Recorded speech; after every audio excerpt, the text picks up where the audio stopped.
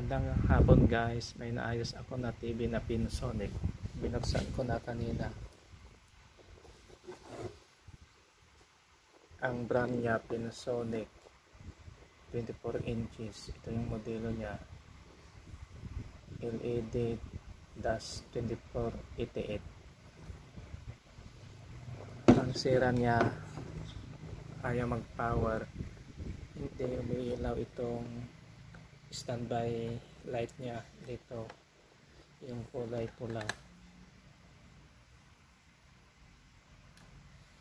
Sinaksak ko kanina, may voltage siya dito, nagkarga. Ibig sabihin may shorted siya dito sa may secondary.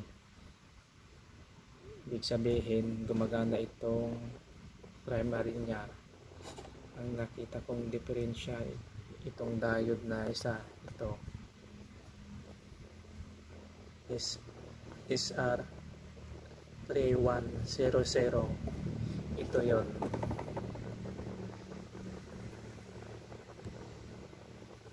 Makita yung value niya.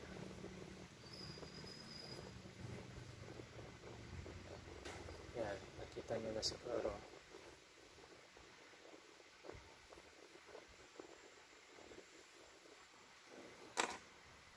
Napalitan ko na. Subukan natin, isaksak ko.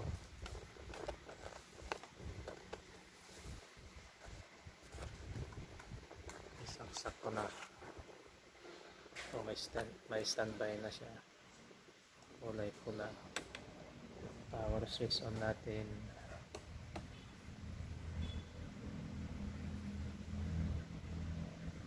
Kulay green na. Ilaw na yung backlight. Pili na may power na.